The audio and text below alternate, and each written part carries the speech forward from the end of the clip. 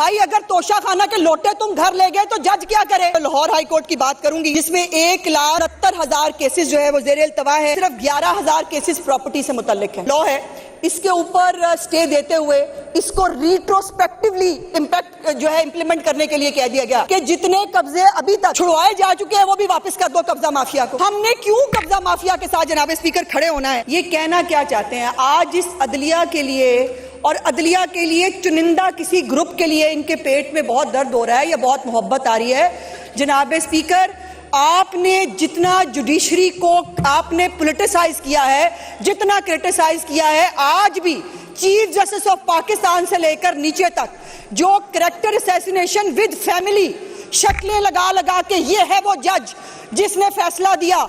ओ भाई अगर तोशा खाना के लोटे तुम घर ले गए तो जज क्या करे? जज ने तो फैसला देना है।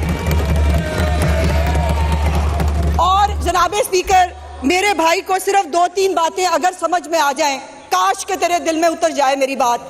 जनाब, आज कोई किसी के खिलाफ तकरीर नहीं है, किसी के खिलाफ कोई ऐलाने जंग नहीं है, सिर्फ एक दूसरा पॉइंट ऑफ व्यू है। एक point of view chief justice साहिबा ने अपने केस के रिमार्क्स के दौरान और फैसले में दिया, उसकी एक तस्वीर का हमेशा दूसरा रुख होता है। जनाब स्पीकर, वो दूसरा रुख जो है वो बताना हमारा फर्ज है कि जो कानून बनाया गया उसकी रैशनल क्या है, वो कानून क्यों आया, और इसी के लिए जनाब स्पीकर आज ये बात की जा रही है। सो ये जो क्वेश्चंस उठाए गए इस पूरी प्रोसीडिंग्स के दौरान, मेरी कोशिश होगी कि मैं उन क्वेश्चंस के जो है वो आंसर कर सकूं। जनाब स्पीकर, यहाँ पर ये बात समझने की है कि ये कानून है उस जायदाद के ऊपर उस लीगल हक का जो किसी ओवरसीज का है, जो किसी बेवा का है, जो किसी यतीम का है, किसी आम आदमी का है। जनाब स्पीकर, ताकतवर जो है ना इस मुल्क में, उसके लिए कानून के बहुत सारे राह खुल जाते हैं। वो बड़े से बड़ा वकील भी कर सकता है, उसके पास बहुत सारे ऑप्शंस मौजूद होते हैं।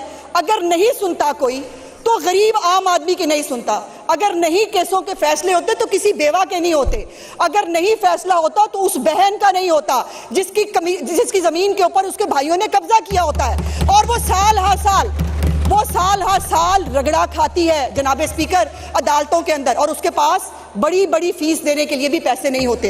तो जनाब स्पीकर, ये जो कानून है, ये जो कानूनी हक है, कानूनी मालकाना हक है किसी ज़मीन का, ये उसको इंश्योर करने के लिए है। जनाब स्पीकर, ये कब्ज़ा माफिया के खिलाफ कार्रवाई का हक है कि जो कब्ज़ा माफिया इस मुल्क में लोग, मैं नाम नहीं लेना चाहती, बहुत सारे लोग हैं जिनकी नस्लें सवर गई सिर्फ कब्जे कर करके। वो कब्ज़ा माफिया मशहूर है, सारी दुनिया जानती है, और वो भी कल को वो भी भाषण दें, और ये इसी किस्म का एक पूरा नेटवर्क है जनाब स्पीकर कब्ज़ा माफिया का, जो जिसके खिलाफ जो है ये कानून है।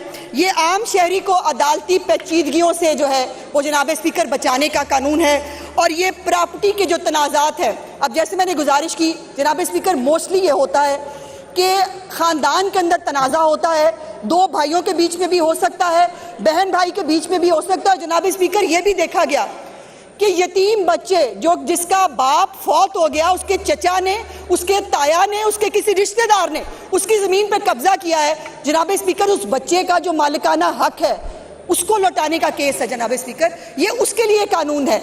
अब मैं कुछ चीज़ें जनाब स्पीकर, इस कानून के जरिए हुकूमत क्या करना चाहती है, इस पर बहुत बात हुई। वो ब्यूरोक्रेसी, एक तो लोगों की ना कुछ छेड़ है ब्यूरोक्रेसी, हर बात पे ना वो ब्यूरोक्रेसी।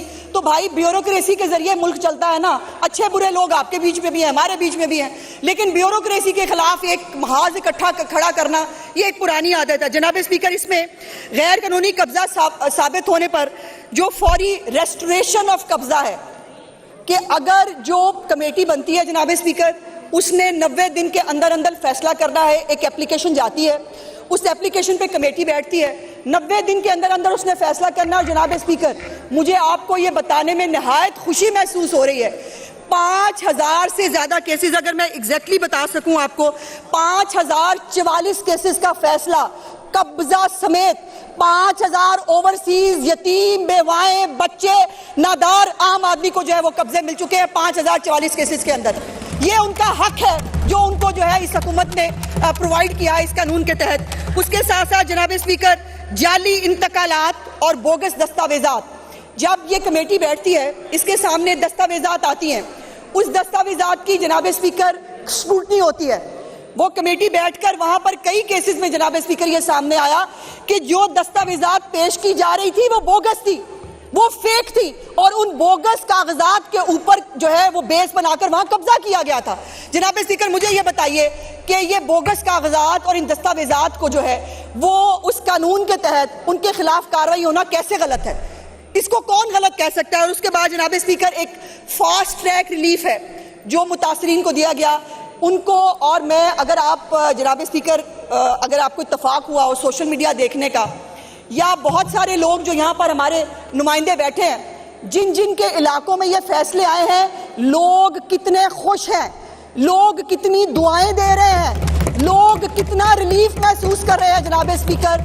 और इसके अंदर जो सबसे पहला एतराज हुआ कि जी ये हक छीन रहा है किसी का, मुझे बड़ी हैरत है जनाब स्पीकर, एक हकदार को उसका हक देना, इसमें हक छीनना किसका हो गया? हाँ, कब्जा माफिया से हक छीना है, वो हम छीनेंगे। किसी ताकतवर से कब्जा माफिया से उसका जो है प्रॉपर्टी को छुड़ा के आम आदमी को देना उसका हक है, वो हम उसको दिलाएंगे।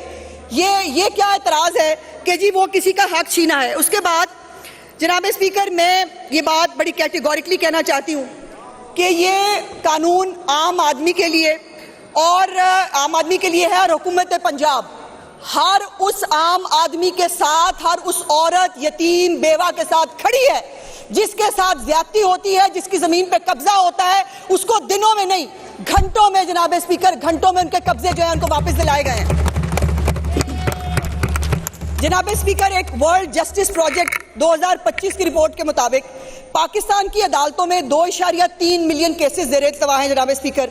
मैं सिर्फ जो है लाहौर हाई कोर्ट की बात करूंगी जिसमें 1,69,000 केसेस जो है वो ज़ेर इल्तवा है। हमारी जुडिशरी बहुत कोशिश कर रही है, वो एक्सपेडाइट भी करने की कोशिश कर रहे हैं कि इन केसेस के फैसले हों। इन तमाम जो 1,69,000 केसेस हैं जनाब स्पीकर, इनमें सिर्फ 11,000 केसेस प्रॉपर्टी से मुतल्लिक हैं, और इसकी अगर आप पीछे जाके देखिए तो ये कम अज कम औसतन इस जो प्रॉपर्टी के केसेस हैं इसमें 7 से 10 साल लगते हैं जनाब स्पीकर, 7 से 10 साल लगते हैं ये जो है वो हाई कोर्ट तक जाने में। और अगर कहीं सिविल कोर्ट के अंदर अगर कोई 15-20 साल में फैसला हो जाए तो 5-7 साल लगेंगे हाई कोर्ट में। उसके बाद अगर ये सुप्रीम कोर्ट में आ जाए तो सुप्रीम कोर्ट में 15 साल मजीद लगेंगे इसका फैसला करने में। जनाब स्पीकर, मेरी सिर्फ गुजारिश ये है कि पूरी दुनिया में ये डिस्प्यूट रेजोल्यूशन कमेटियां और ये सिस्टम जो है वो इस वक्त काम कर रहा है। इस वक्त अमेरिका में, बरतानिया में, फ्रांस में, जर्मनी में, चीन में, ब्राजील में और मैक्सिको में यही कानून जो है जनाब स्पीकर वहां पर जो है वो अमल दरामद इस पे हो रहा है। तो पाकिस्तान में क्यों नहीं? हमने क्यों कब्जा माफिया के साथ जनाब स्पीकर खड़े होना है?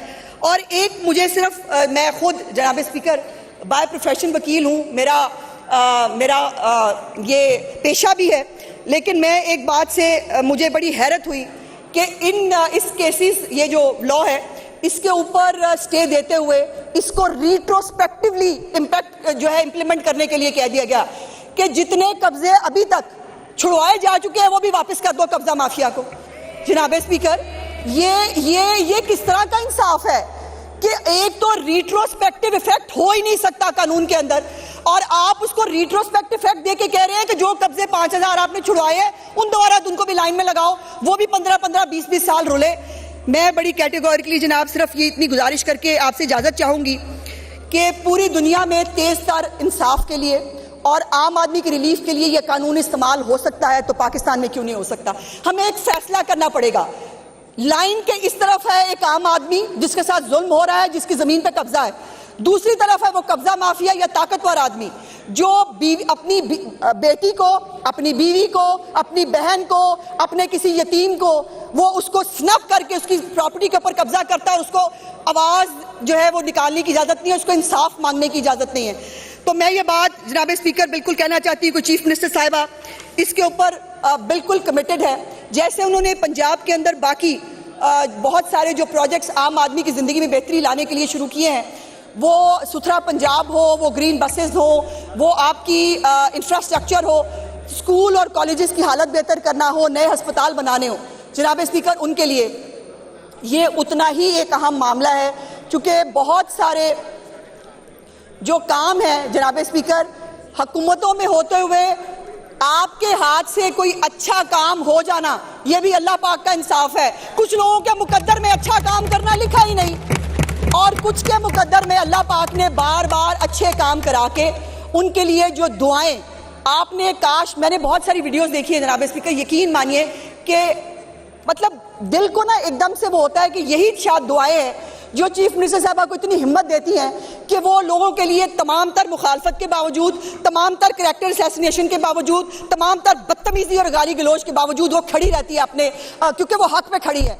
तो जनाब स्पीकर, जो वो मैंने देखी एक बुजुर्ग खातून, उनसे खड़ा नहीं हुआ जा रहा था, उनको जो है वो सहारा दे के खड़ा किया, और उसने एक ही सांस में कितनी दुआएं दी हैं चीफ मिनिस्टर साहब, इसका अंदाजा आप नहीं लगा सकते। ओवरसीज पाकिस्तानी, बहुत सारे लोग हैं जो ओवरसीज पाकिस्तानी पे बड़ा हक जताते हैं, और कुछ हैं ओवरसीज पाकिस्तानी जो सिर्फ, कुछ ये भी हैं जो मुल्क में पाकिस्तान में फसाद फैलाने के लिए जो है वो अपना नाम इस्तेमाल करते हैं, और कुछ हैं किसी को नहीं पूछा कभी किसी प्रोजेक्ट के अंदर।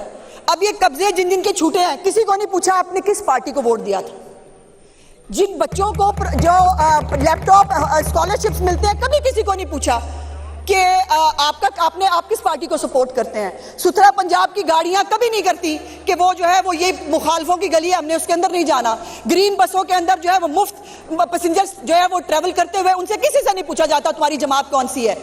इस वक्त हुकूमत पंजाब का एक ही मोटो है, चीफ मिनिस्टर साहब कमिटेड है, गरीब आदमी कहीं भी हो, उसको कोई भी प्रॉब्लम हो, मरियम नवाज शरीफ उसके साथ खड़ी है और हमेशा खड़ी रहेगी जनाब स्पीकर।